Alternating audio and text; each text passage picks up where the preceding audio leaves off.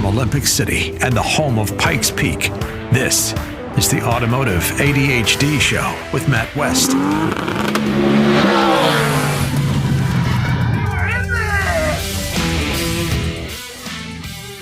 And here we are rocking it on the Automotive ADHD Show, heard around the world as a podcast, but also right here in Southern Colorado on the radio. 3 great radio stations. You can catch this show on every single weekend. AM 1460 and FM 101.1 The Answer in Colorado Springs, AM 1400 KRLN in Canyon City, and 91.7 KLZR in the Wet Mountain Valley. Matt West here talking cars with you, and I have a loaded show for you today.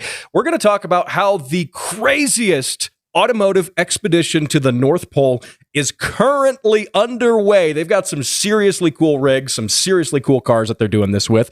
We'll also talk a little bit about the history of automotive expeditions. That's going to be cool. And we are going to dive deeper into the Cummins debacle that I talked about last week. I really ran out of time to give it the full light of day, so we're going to go deeper into that and talk about what it means if you're a Cummins owner.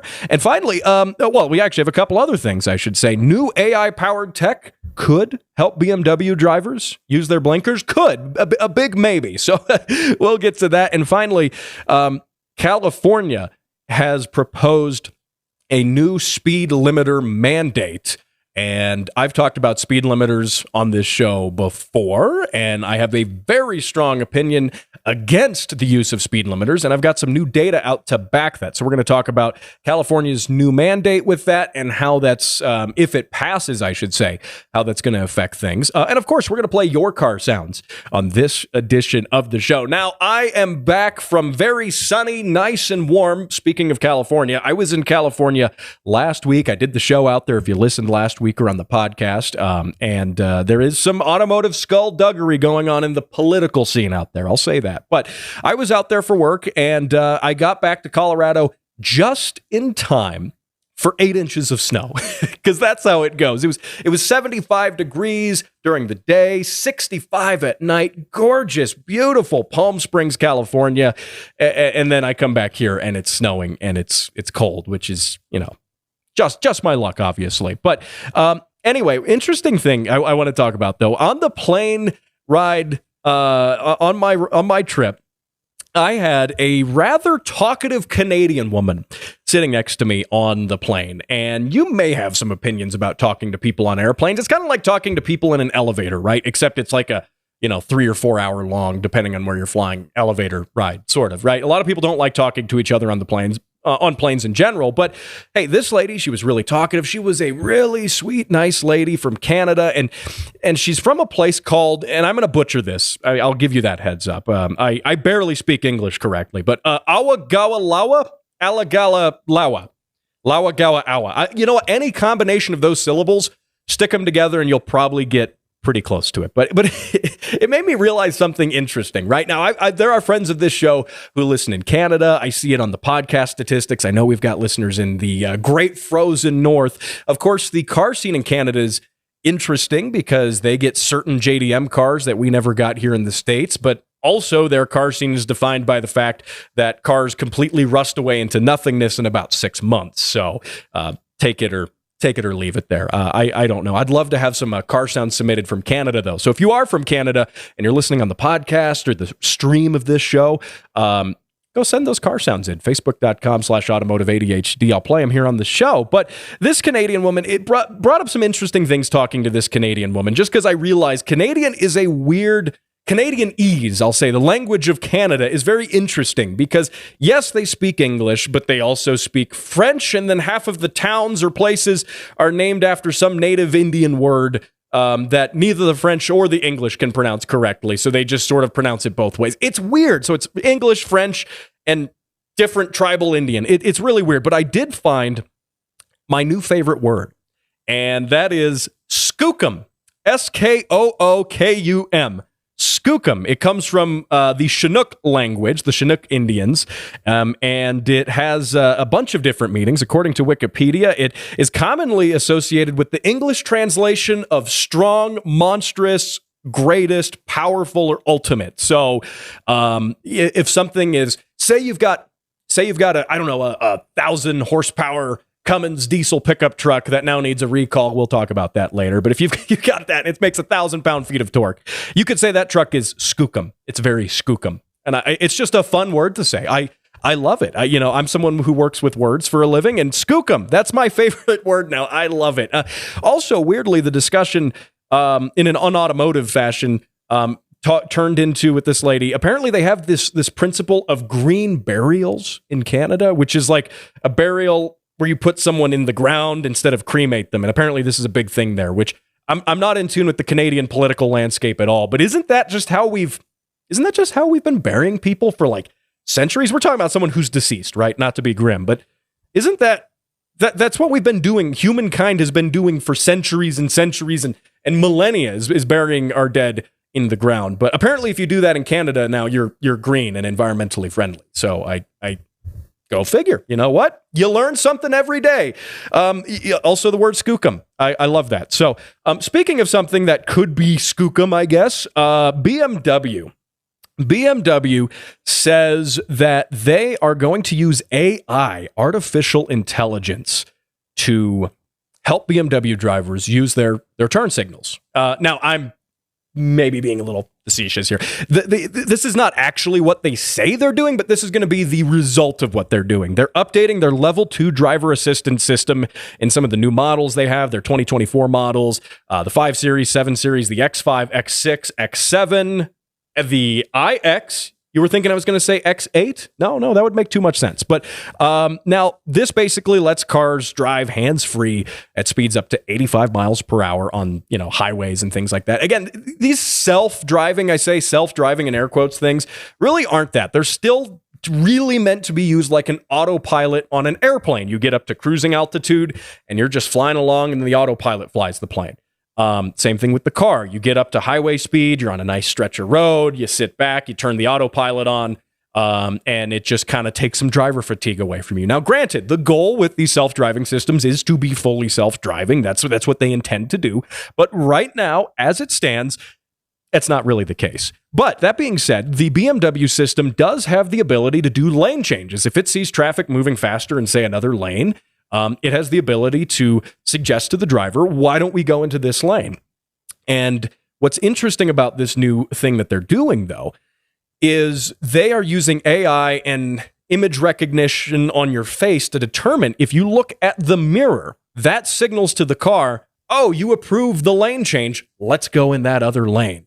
And that's an interesting way to do it. So, in a roundabout way, it's going to see that, oh, the driver looked in their mirror, and then we're going to make the lane change, and then the computer in the car is going to turn the blinker on and initiate the lane change. The only problem I find with this is you assume that BMW drivers look in the mirror before they initiate lane changes without their blinker. I can tell you, I promise you, they do not. So I don't know how far that's going to go.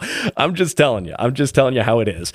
But regardless, that being the case, it's an interesting implementation of this. Now, I don't necessarily agree with this idea for controlling it. I think you should still, if the car says, I want to make a lane change, you should do something else physical.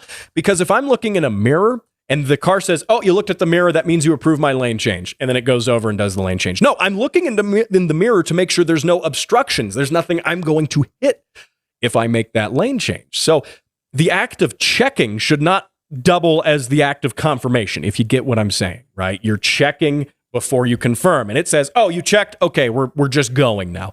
I personally see some issues with that. But now also, aren't these AI, right? The whole thing about AI, and I've been hesitant with AI in some areas. I think just reasonably cautious, right? But the whole thing with AI is it can learn from other things, right? It learns and it adapts. So if we're training the AI on other BMW drivers, I think that just means we're training it to not use its turn signal or check before it makes a merge. That's all we're doing. The AI is learning bad habits. I'm just saying. Now, hey, coming up, we're talking polar expeditions in cars. We're talking California speed limiters and more of your car sounds right here after the break. Don't go anywhere. You're listening to Automotive ADHD, and it's right here. And now for how things work with an engineer. Rotary engines. Regret. And that was how things work with an engineer. More of How Things Work can be found at facebook.com/automotive-ADHD.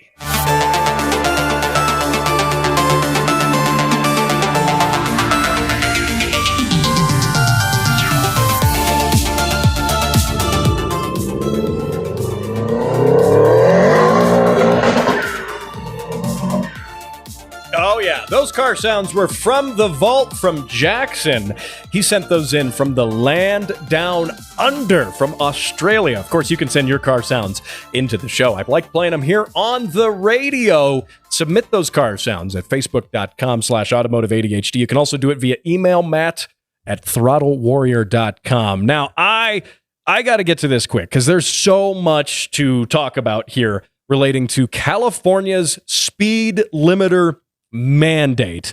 And I'm going to get fired up about this. Full advisement, full warning here. But this is a big deal in California. Now, granted, I was just there for work last week. And again, the weather was beautiful, but there's definitely some things going on that is very anti-car in California. And that is namely Senate Bill 961. Now, this comes by way of SEMA, who published some things about why this is terrible and it needs to go away. And you may know SEMA from the car show, but the Specialty Equipment Market Association, they do a lot of political advocacy for car enthusiasts and manufacturers who make things for car enthusiasts. SEMA is a wonderful organization.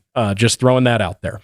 But California says that by the year 2027, if this bill is passed, right, it's still in the stage of being a bill. It hasn't been passed yet, but they're saying if it is to be passed, then new vehicles after 2027 will be mandated to have speed limiters that give you only a 10 mile per hour buffer over the speed limit. So they have to use GPS. They got to use these other factors to know what the speed limit is.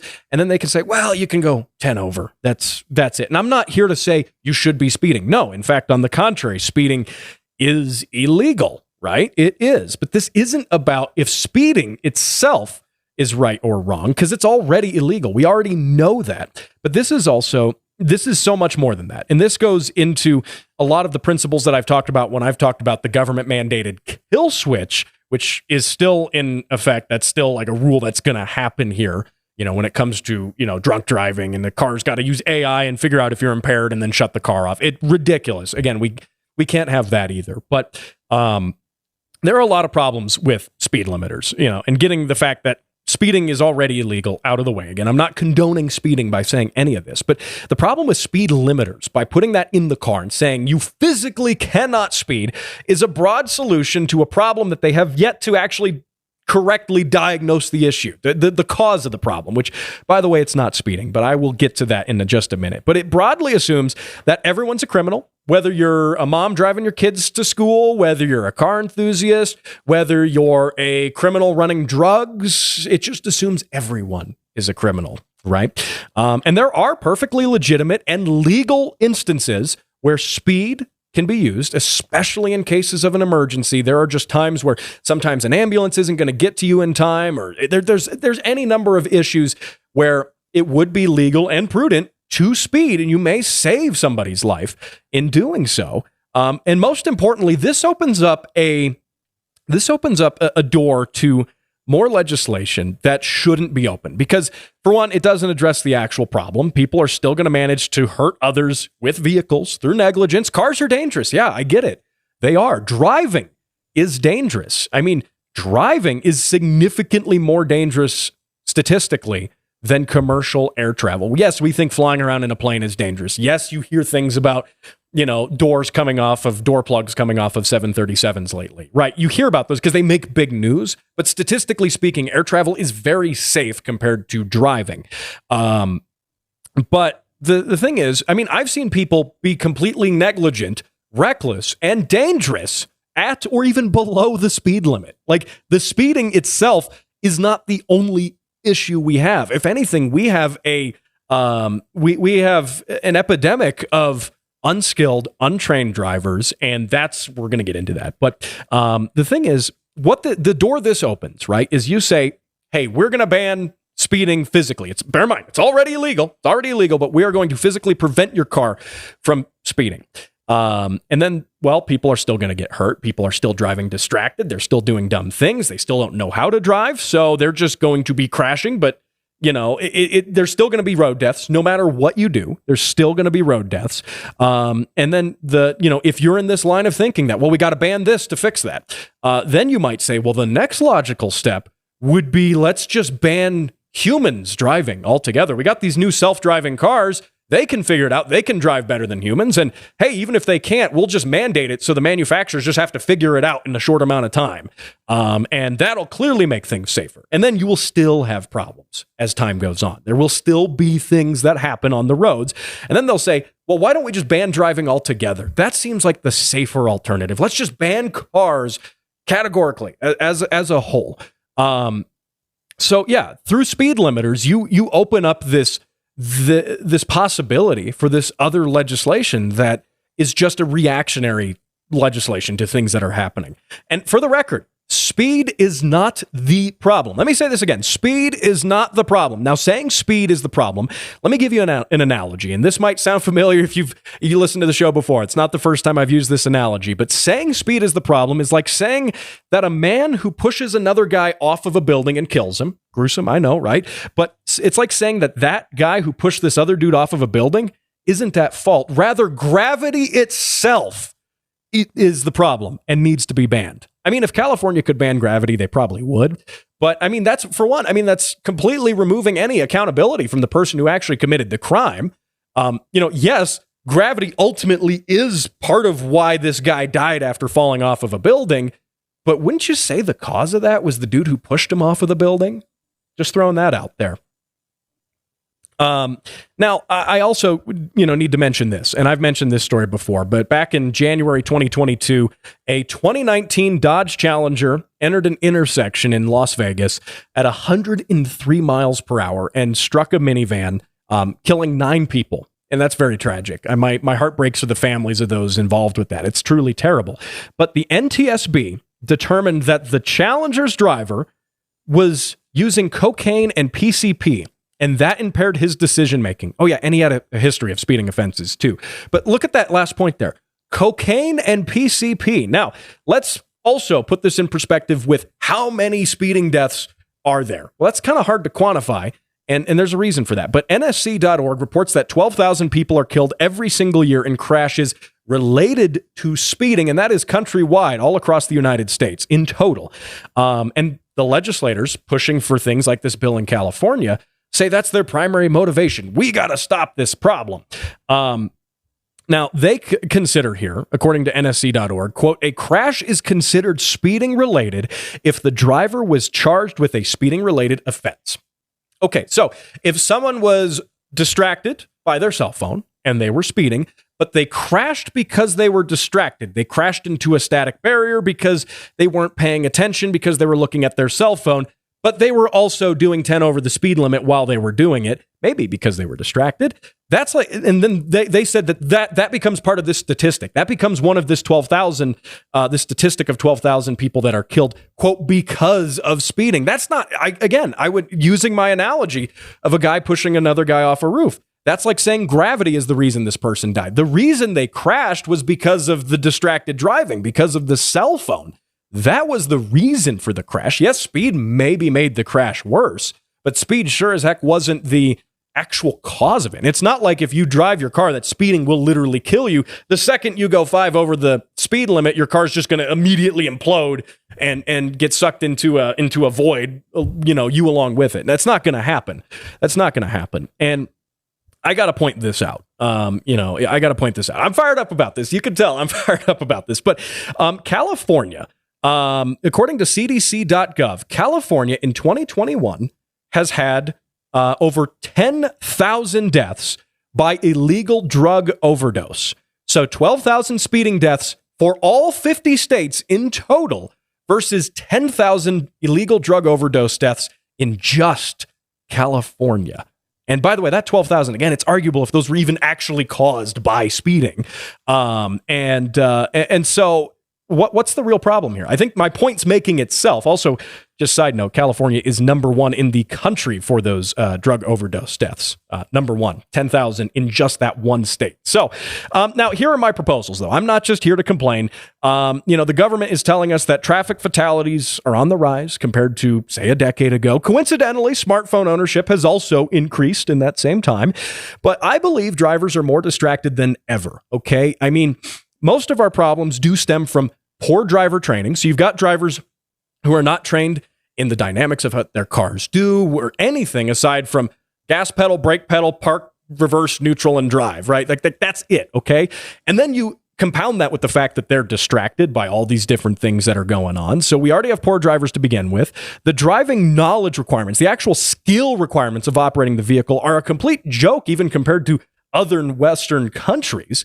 And so I think that if the government were to do anything, right, if they were to step in and do anything, it would be we need to revise the skill requirements for our drivers. I mean, the fact that there are plenty of private driving schools that exist whose reason for existing is telling parents who've got a new teen driver, hey, the state driving requirements are honestly pretty low and they're not going to help your kid be a safer driver. Bring your kid to our driving school and we'll teach him all these dynamics and these things about car control, traction, weight transfer, maybe even threshold braking, all of these different factors, and how to not be distracted, how to be vigilant, how to be a defensive driver, have some, situational awareness as a driver. They teach them all these things that you don't get in the, state-backed driving programs in many ways. And so, I mean, that's an issue. We really need to address that. We need to create better drivers. Let's start training good drivers for once and see what that does. And the speed limiter thing here is just a complete invasion into what we hold dear as drivers, as car enthusiasts. Again, not saying that speeding is what we hold dear, but being in control of the car. And you can't open this door for them to just ban everything outright. So, hey, let me know your thoughts on this. Facebook.com/automotive-ADHD. If you're in California, check out a link. I've got a link up there where you can write a representative about this. Don't go anywhere. At the Speed Council, getting things done fast is our priority. We do everything fast, from driving, working, sleeping, and eating. Someone help! He's choking! This is Tim. Hello. And by the time this ad is over, he'll have bicycled across the earth 69 times. Nice. Even if our name sounds unfamiliar, you know our work. F1? Pfft, child's play. The world's first supersonic jet? Yep, that was us. Apollo 11? Also us. The fastest animal in the sea? Hell, we even wrote the Wikipedia article. Fast. And we're so dedicated to speed that we've genetically engineered the world's first hyperspeed speed machine. With this scientific breakthrough, you can interact with and download your favorite automotive podcast a whole day early. How's that for fast? Learn more at facebook.com/automotive-ADHD. This message approved by the Speed Council and the Church of Fast Things.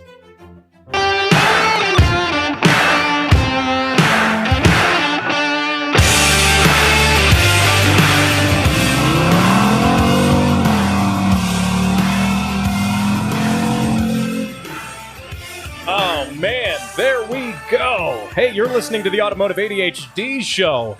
Matt West here, hanging out with you, talking cars for the weekend. That car sound was from the Vault Stevens Wedding Burnouts. You got to have good burnouts at every wedding. You know it's the law. I'm just saying, you know it is. Send those car sounds into the show, facebook.com/automotive-ADHD. And, of course, you have tuned into the correct car show. I mean, the only car show on the airwaves out here. So I guess I win by default. So, hey, there you go.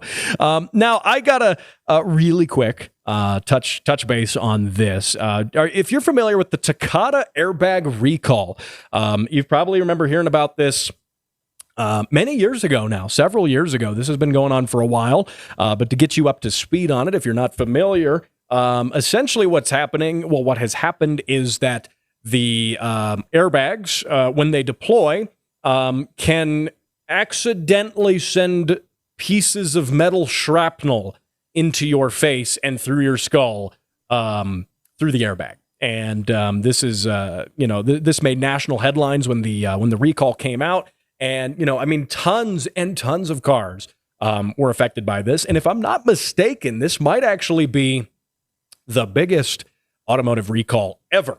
But reason I'm bringing it up here is because just as of about a week ago, Toyota issued a do not drive advisory for about 50,000 2003 to 2004 Corolla and Corolla Matrix vehicles, 2004 to 2005 RAV4 vehicles, and they are saying that it is, quote, urgent that these vehicles be brought to a dealer for repair or replacement. So they, for free, by the way, they're obligated to fix this for you and give you an airbag that doesn't kill you, which is, it's tragic, but that's like the opposite point of the airbag. It's supposed to save you in a crash. And the tragic thing about this is tons of people who were in otherwise survivable crashes have actually died because of it. So reason I bring that up, though, is just in case you happen to own one of these vehicles and maybe you're hearing about this for the first time on my show, bring that thing into the dealer. They'll get it taken care of for free. This is one of those things that it's too important to just let this recall slide. A lot of people just let recalls go because they're usually for dumb things, but not recalls. True recalls, service bulletins and stuff are different. True recalls are always going to be for a safety thing like this. So you want to bring that in. If you've got one of those, just sort of my doing my duty here, doing a PSA for you.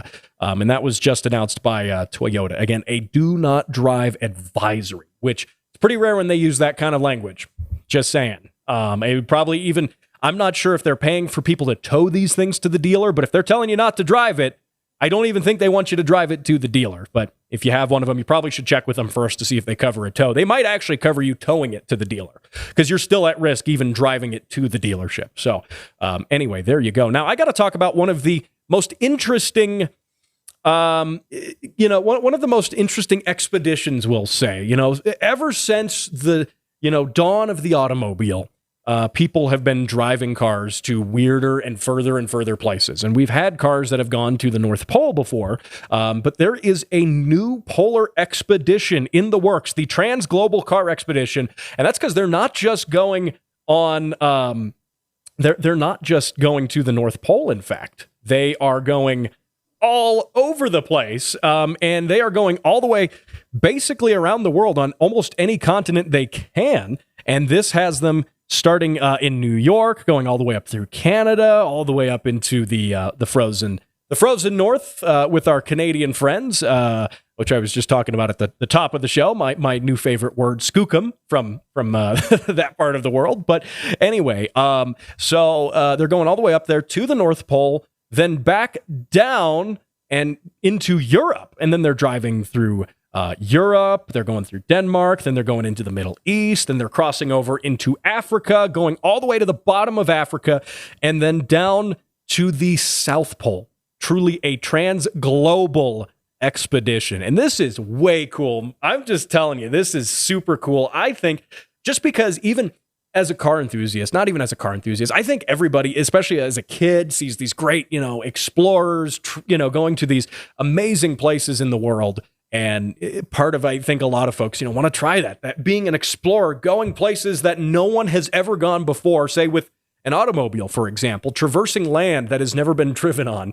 I mean, there's something cool. There's something romantic about that in a weird way. And their route right now, they're on the first leg of their route, which started in New York and has them currently up in northern Canada right now. I wonder how skookum their expedition is. So I bet it's very skookum. So all right, if you tuned into the show, you won't know. If you didn't tune into the beginning of it, you won't know what I'm talking about. But anyway, that's what they're doing right now, and it's really cool. And if you are watching on video, I encourage you to do so. You can catch the show on Facebook, YouTube, and Rumble, and wherever fine shows in this one are found. But if you're watching on video right now, I've got some images on screen here of some of the expeditionary vehicles, because you need some pretty special vehicles in my eyes to actually do a trip like this. You really need some cool equipment. And I mean, come on, right? We could talk about the significance of this. We could talk about, we could talk about the philosophical side of things, man's triumph over nature. But I mean, come on. Come on, who cares about that? Come on, I mean, really, let's talk about the vehicles themselves because they are really cool. And the vehicles are built by a company called Arctic Trucks. You might actually recognize them because they built the Top Gear Polar Hilux, Toyota Hilux. If I'm not mistaken, they're the same company that's behind that. If you watch the old Top Gear Polar special back in the day now, it's weird to say back in the day, but it was a while ago now. It was a while ago with, Jeremy Clarkson, Hammond, James May. They drove a Toyota Hilux pickup truck to the North Pole, and that pickup truck was built and modified by these same guys. And they do some really cool stuff with these trucks. I mean, to say their stock is kind of an understatement here, and it's very much an understatement. And they've got a couple of ones. They've got some big 6x6s. They've also got some modified Ford F-150 EVs. So they're being, they're environmentally conscious. They're using not EVs. I almost made a mistake there. I'm getting ahead of myself. Not the EV F-150, because you're not going to charge it anywhere in the frozen north, but they are the hybrid F-150s. There we go. Correction. The hybrid F-150s. But I got to talk about the F350 6x6 they have because it's really cool. It's built on an F350 Super Duty chassis. It's got a 6.7 liter Power Stroke turbocharged diesel, makes 500 horsepower, 1,200 pound-feet of torque, and it has a extra low transfer case because you need that crawler gear for getting through the huge snow drifts, and it's on gigantic, massive tires. It carries, get this, 141 gallons of fuel. The tires are 44 inches. You hear like Jeep guys like, yeah, I got 35s on my Jeep. Yeah, cool. Now these guys have 44s on there. And by the way, you might be wondering how much it cost. $425,000 off the lot at Arctic Trucks. That's quite a bit. It also has a central tire inflation system. Come on, that's really cool. I think that's amazing. And then the F-150 hybrid variant, that one, it's a fairly stock drivetrain. It's got a 3.5 liter V6 hybrid, 35 kilowatt electric motor, 430 horsepower, 570 pound-feet of torque. It carries 51 gallons of fuel and is on the same 44-inch tires, and these are like giant, beefy. They're not just 44 inches tall, they're massively wide as well. Studded. I mean, this is really cool stuff. I mean, this is super cool. And then they've also got these Expeditions, Ford Expeditions that are kitted for this. And then the weird Yemelaya, Yemelaya 6x6 amphibian. This looks like a military vehicle. I mean, this is way cool. So, hey, we're going to talk a little bit more about this, aside from me just gushing over the specs of these cool Arctic vehicles. We're going to talk about the history of automotive expeditions. So this is really cool. Don't go anywhere. You're listening to the Automotive ADHD show here on the radio as well as online, and it's right here.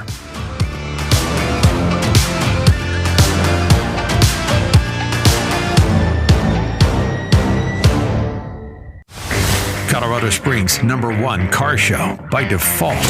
This is Automotive ADHD.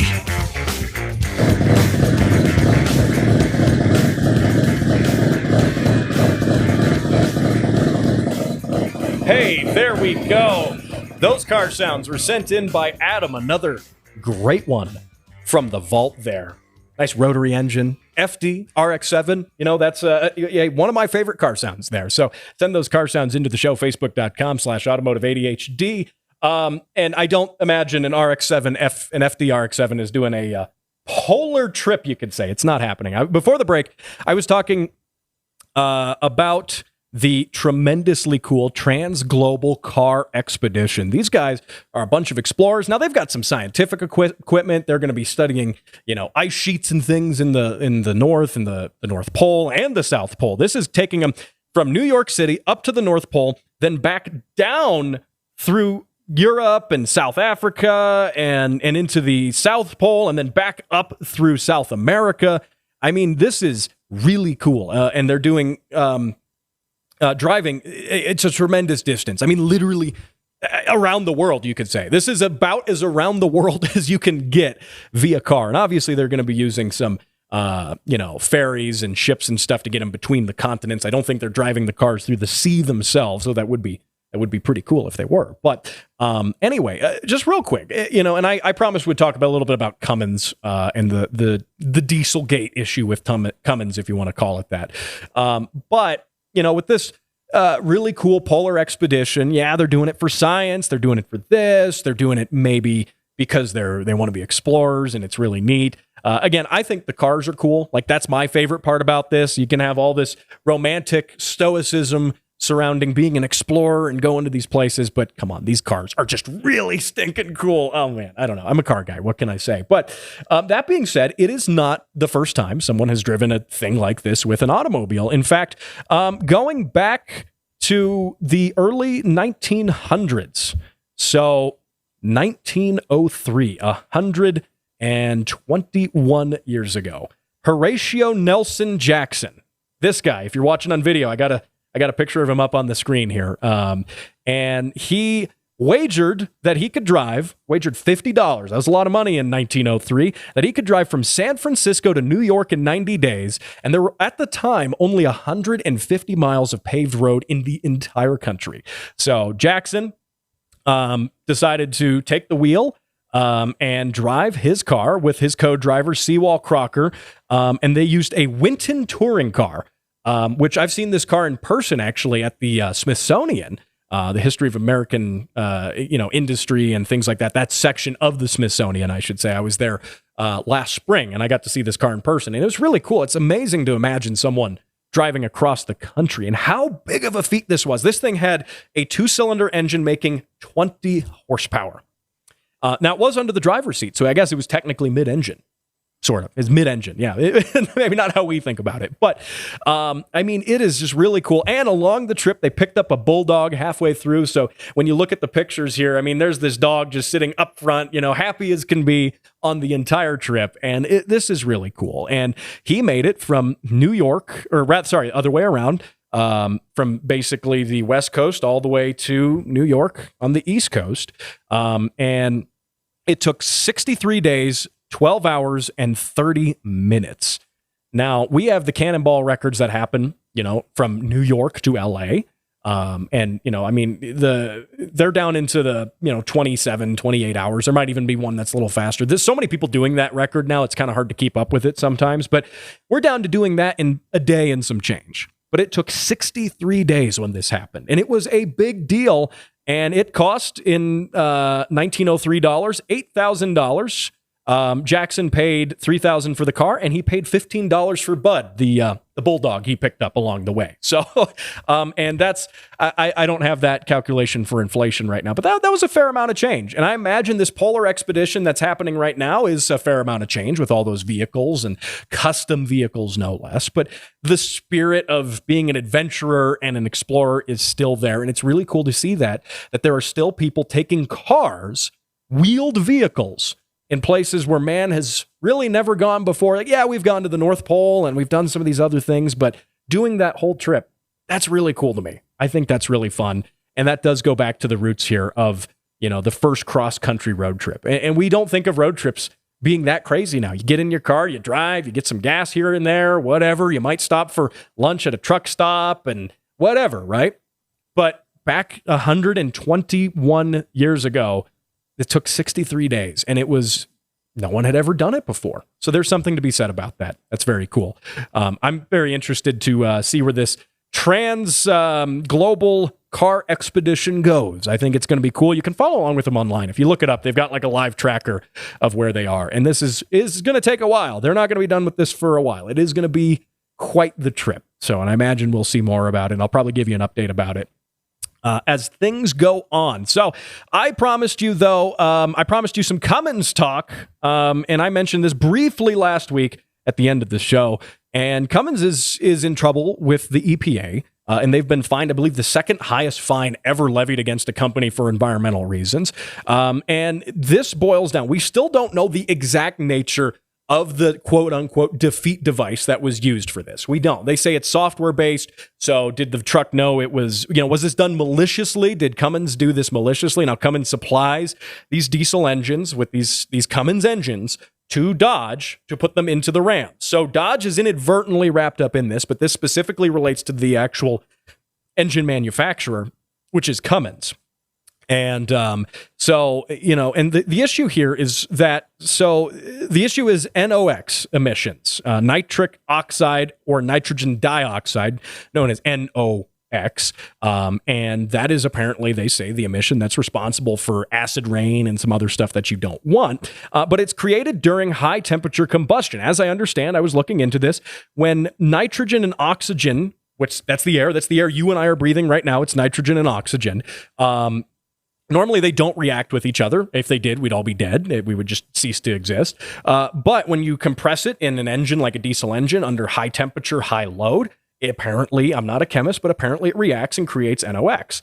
And so that's the emission in question here. That is the emission that the EPA is concerned about, that they say the Cummins engines produce too much of. And they say that they have a software defeat device. Again, whatever that means. They're not telling us what that means. But the fact is that Ram Dodge has issued a recall for them, and the recall only consists of a software update. They're not going underneath there and changing your diesel particulate filter. They're not doing this or that. It's just a software update, which also makes me wonder how big of a problem can this be? Like, we know Volkswagen, the original Dieselgate, as it was known, a few years ago, deliberately made a system so the car would know when it's being emissions tested and reduce its power, change the tune, and all these things to produce less emissions when it was tested versus real world driving, which one could say that is kind of scummy, regardless of what you think of the companies. It's like, okay, it's being advertised as this emission level and it's not actually doing that. Where Cummins is in it, though, Cummins has denied any wrongdoing, yet they paid the fine.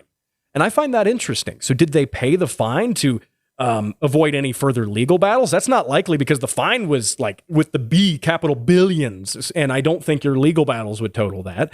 But they say they did no wrongdoing. So did they have a mistake? They're not saying this defeat device explicitly turned something on or off when it was on an emissions test. Like, they're just not telling us what's going on with it. But Ram says, yeah, we got a recall for it now, and you can bring your truck in and get a flash software update and it'll change things and your truck will be fine and it'll be compliant again. I can't imagine any of the diesel bros who roll coal every day are going to take their truck in for this recall. That's just not going to happen. And I'd be curious to know what the difference is. I mentioned that on the show last week. If you have a Ram and you've taken it in for the recall, what was the difference you noticed? Did it have less power? Did it not make a difference? You got to let me know. And I don't often talk about other YouTubers on this show, but TFL Truck, which is a channel based right here in Colorado, up by Boulder. They are taking one of their trucks in, their test trucks, to have the recall done and scientifically comparing it. So I'm going to really keep an eye on that and see what it does. So anyway, hey, thanks for listening to the Automotive ADHD Show. Don't miss a minute of this show. Lots of great ways to catch it on the radio in Southern Colorado, online, wherever fine shows and mine are downloaded. I want to thank everybody who helps this show get on the air. Sandy, Gary at KLZR, Caleb at KRLN, and Jared, who helps me with the video. I'll see you next week when we're talking more cars right here